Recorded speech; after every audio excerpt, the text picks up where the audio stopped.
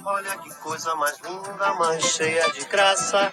É ela, a menina que vem e que passa, um doce balanço a caminho do mar. Moça do corpo dourado. Olá pessoal, Papo Uniforme 4, Bravo Lima Alfa, Gustavo, carioca perdido aqui em Juiz de Fora, Minas Gerais, há mais de 20 anos. Vamos dar continuidade aí às nossas apresentações e indo agora para a parte 2. Convido os colegas aí do analógico, né, os colegas que estão iniciando no DMR também, para participar. Eu acho que vai ser bom aí, existem muitos termos aí que eu tive muita dificuldade quando entrei, mas o apoio foi muito grande e tem que agradecer aqui ao Fábio, Papa Yankee 2LY, que sem saber me tirou muitas dúvidas, porque ele fez vários artigos, vários documentos, e isso ajudou muito, as palestras também que ele até hoje faz lá na NetBR, né? Isso nos ajuda bastante, fundamental aí para a gente disseminar o conhecimento. Então, na primeira parte nós falamos sobre uma série de assuntos, né? Que estão todos aqui listados, né? Mais claro, em cor mais clara, e hoje nós vamos para a parte 2, tá? Procurar ser bem objetivo, vamos lá. Bem, significado de TDMA. TDMA é acesso múltiplo por divisão de tempo. O que é isso? O DMR ele usa o TDMA. Tá? Então, a sigla TDMA ela vem lá do inglês, né? E significa isso, acesso múltiplo por divisão de tempo. Então, nós até falamos isso na primeira parte, né? Sobre os slots, slot 1 e slot 2. Né? Então, é mais ou menos isso, o TDMA. DMR. O que é o DMR? DMR é uma sigla que também em inglês significa rádio móvel digital. Fica bem mais fácil, né, a gente falar em rádio móvel digital. É um padrão de rádio europeu, né? Ele foi publicado a primeira vez em 2005 e é o mais utilizado hoje no mundo. Tá? O DMR usa uma modulação tipo 4FSK. Tá? E agora nós vamos falar sobre... Lembra que a gente falou sobre MMDVM, que era aqueles, né, múltiplo acesso? São vários modos que existem aí de você trafegar no digital. Então você tem o YSF, você tem o P25, NXDM, o próprio DMR que nós vimos, né? Agora há pouco, D-Star. Mas o que vem a ser isso? Na verdade, os fabricantes fizeram essa tecnologia para vender os seus equipamentos para empresas, inicialmente, né? Mas isso acabou indo também para o radioamadorismo. Então, por exemplo, o YSF é um sistema da Fusion, da IAESO, né? Sistema Fusion e IAESO. Inclusive, significa isso, né? YSF vem de IAESO System Fusion.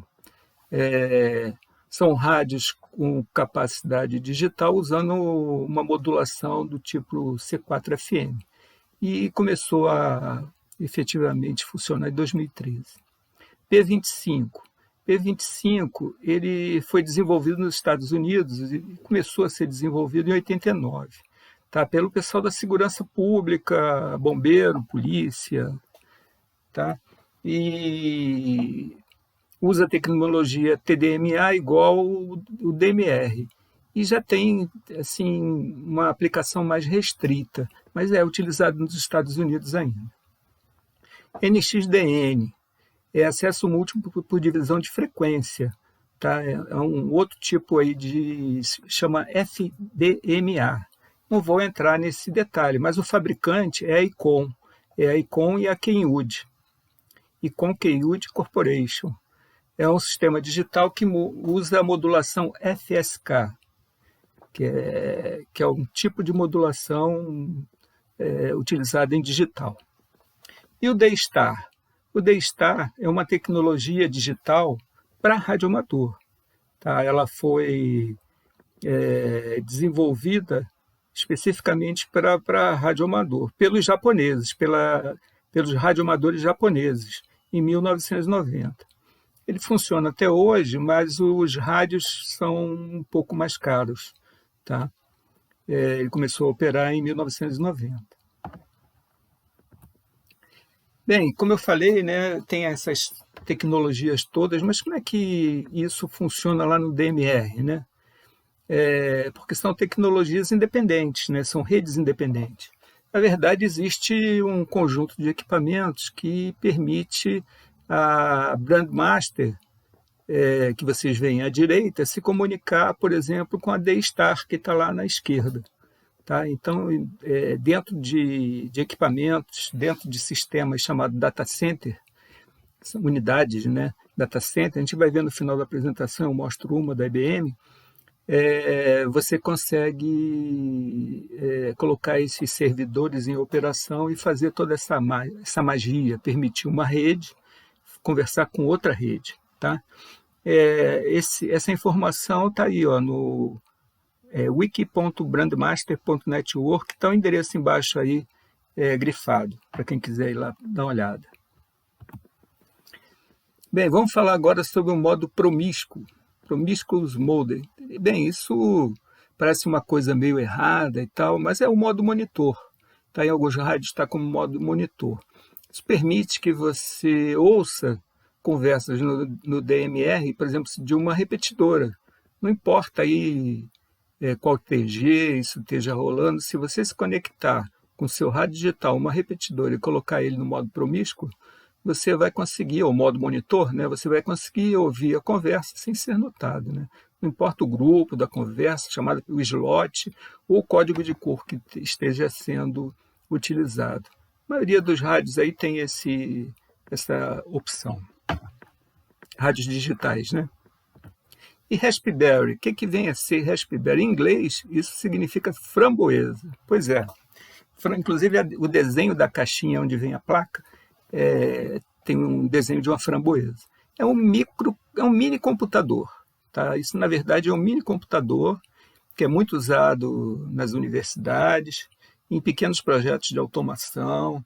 Ele é idêntico a um PC, a um computador ou notebook que você tem em casa. A diferença é que ele é muito pequeno, ele é muito compacto e tem a capacidade limitada. Claro, não se compara a um computador de grande porte que tem, vamos dizer assim, mais poder de processamento e mais capacidade de memória. Tá? Mas no hotspot se usa esse pequeno computador, o Raspberry. É uma plaquinha, a gente vai ver aí mais à frente. E o hotspot dual, o que vem a ser? O hotspot dual é um hotspot que tem duas antenas. Quando você olhar lá o hotspot e ele tiver duas antenas, ele é dual. Ele tem chips que são transceptores. É isso mesmo, um chip pequenininho é um transceptor de baixa potência, 10 miliwatts de potência. Ele fica instalado nos hotspots. Tá? Esse chip ele se conecta direto à antena. Então, o hotspot, quando tiver duas antenas, ele é dual. E quando ele tiver uma antena, o pessoal chama muito aí de jumbo spot. Tá? Então, o jumbo spot é um hotspot de uma antena. Uma coisa importante para reforçar, já falei isso em apresentações anteriores, mas é bom reforçar, você com o hotspot dual, depois de 15 minutos sem apertar o PTT, você se desconecta de uma TG, de um grupo de conversação. Vamos supor que tu esteja lá no 7241, tá? E você apertou o PTT. Se você não der o desconect, e você só vai conseguir dar o desconect quando ninguém estiver transmitindo, quando tiver silêncio naquele grupo, naquele canal. Por isso que é importante você dar um tempo entre uma conversa e outra. Recomenda-se aí de 5 a 10 segundos, pelo menos, para dar tempo de algum colega que queira desconectar desse canal, dessa TG, desse grupo, né, de conversação, ele possa se desconectar. Tá? Então, o hotspot dual tem essa característica. Depois de 15 minutos, se você não apertar o PTT, ele se desconecta. Ou se você der o 4000. Existe uma outra forma também, você entrando pela Brandmaster, mas eu não vou entrar nesse detalhe agora, tá? Isso é uma coisa mais avançada aí que dá para vocês A gente pode conversar isso depois. O Jumbo Spot é o que tem uma antena. Esse aí é mais limitado. O que tem uma antena é um problema sério. Você só consegue ir para uma outra TG, participar de outro grupo de conversação, ouvir outro canal, se você se desconectar do canal que você estava. Ele fica preso, ele fica travado naquele canal até que você consiga apertar o PTT com o código 4000. Tá? Então, se tiver uma conversa sem intervalos, você fica preso. E não adianta desligar o hotspot e ligar, porque ele vai ligar e vai continuar a ficar preso nessa TG. Então, atenção a esse detalhe, sempre dê espaço entre as conversações para que você permita que o colega possa se desconectar desse canal. Aí está o exemplo, ó. À esquerda você está vendo uma placa Raspberry Pi 4. Tá? É um Raspberry, é um computador, é um mini computador. Só que ele tem uma capacidade maior, ele tem porta USB, ele tem saída de vídeo, ele tem uma entrada para alimentação, uma entrada para dados, entrada e saída de dados. Tá? E também você pode conectar ele através de um cabo RJ direto ao roteador. Então ele é um hotspot que tem assim, é um computador com mais capacidade, tá? É um mini computador com mais capacidade. Essa é, por exemplo, de uma placa Raspberry 4, tá? É mais usado nos hotspots da Raspberry 3. Elas são placas um pouco mais caras. A da direita é um Raspberry Pi 0. Observa que ela é bem menor e, geralmente, ela não vem com aqueles conectorzinhos soldados, não. Você tem que encaixar ali nas extremidades e soldar. Tá? Isso aí você tem que soldar com muito cuidado, porque está muito próximo e pode fechar um curto ali. E você danificar a placa. Outra coisa, essas placas elas vêm dentro de embalagens com proteção estática. Se você colocar o dedão ali no local errado, você queima a placa por energia estática do seu corpo. Então tem que ter muito cuidado ao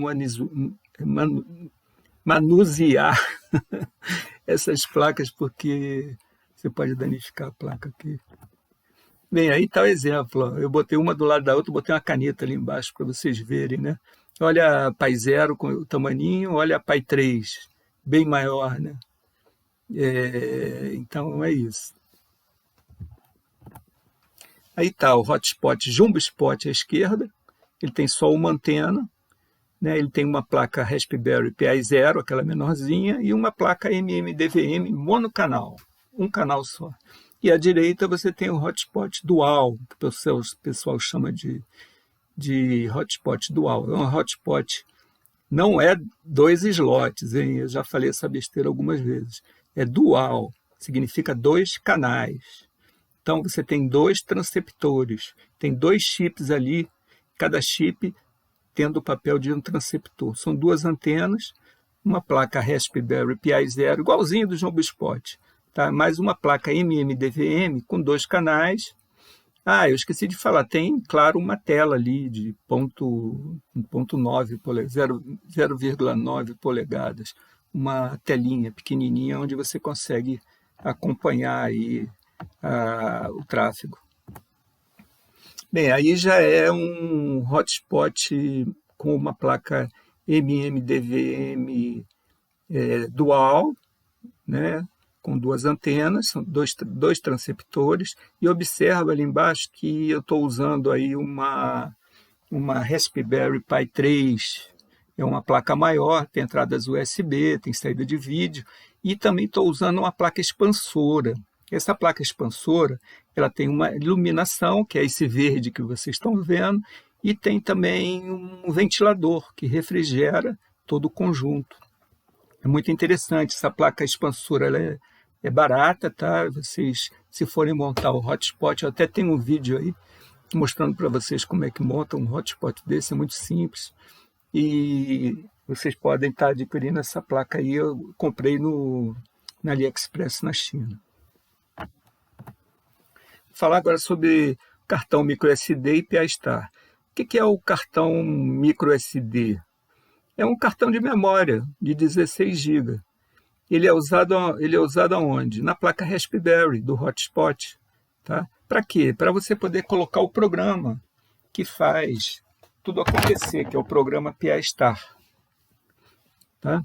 E o que é o PA-Star? É o programa. Você pode até acessar o site www.pastar.uk, onde você tem bastante informação a respeito. Usa o tradutor do navegador, agora os navegadores aí vêm todos com tradutor, e você consegue ler em português. Tá?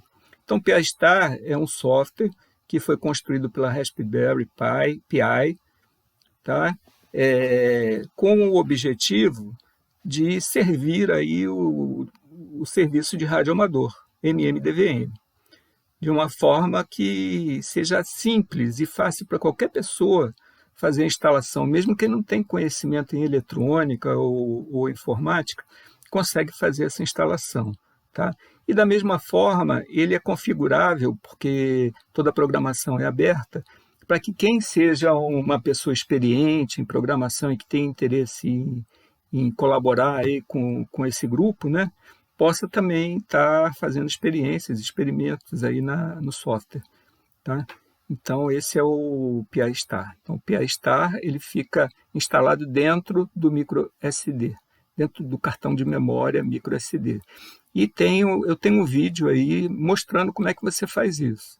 Tá? Para quem quiser tentar fazer, é simples. Aí tá, ó, essa é a memória microSD de 16 GB. Comprei também na China. E foi bem tranquilo, bem barato, chegou sem cobrança nenhuma.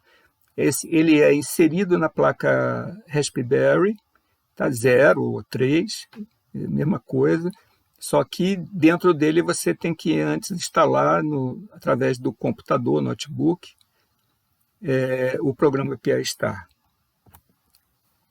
Falar um pouquinho sobre o OpenGD77. Isso aí é hoje o top do DMR. Tá? Todo mundo, eu estou utilizando direto porque ele é excelente, é um programa muito confiável e ele foi feito, esse programa foi desenvolvido por radioamadores. Então ele tem todo o jeitão, ele tem todo o aspecto e funcionalidades que atende o radioamadorismo, até mesmo para os entusiastas lá de acessar satélite, né? É tranquilo, é muito legal. Então, é um programa, tá, desenvolvido por radioamadores para ser utilizado em rádio DMR. Ele funciona em alguns rádios, ele não funciona em todos os rádios. Ele funciona no GD77, no Baofeng 1801, também no DM860, né? Tem o 1801A que também funciona, e o Baofeng RD5R. Tá? Por que é só nesses rádios? Por causa do hardware, por causa da estrutura física, da eletrônica do rádio. Aí é que você consegue instalar o software OpenGD77. É um software, é um programa, tá? Um firmware. Tem embaixo o site para quem quiser entrar, acessar e pegar mais informação. Vamos falar um pouco agora de rádio digital. O que vem a ser o rádio digital? O rádio digital é aquele que pega a nossa voz, né, que é captada pelo microfone, passa por um processo de digitalização, que nós vimos já, TDMA. Depois ele faz uma modulação, uma codificação. No caso do DMR, eu botei P, mas é F, né? 4FSK. P é por fase e F é por frequência. É 4FSK, que eu fiz, tá errado, tá?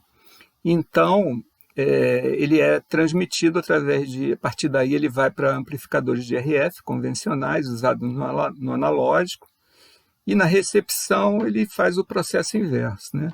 Os rádios portáteis, né, que são muito utilizados, a potência normalmente aí fica abaixo de 5 watts. Você tem opção de potência baixa, que é 1 watt, ou potência alta, que vamos dizer assim, que em geral um pouco abaixo de 5 watts, 4, 5, alguns dão 5 watts.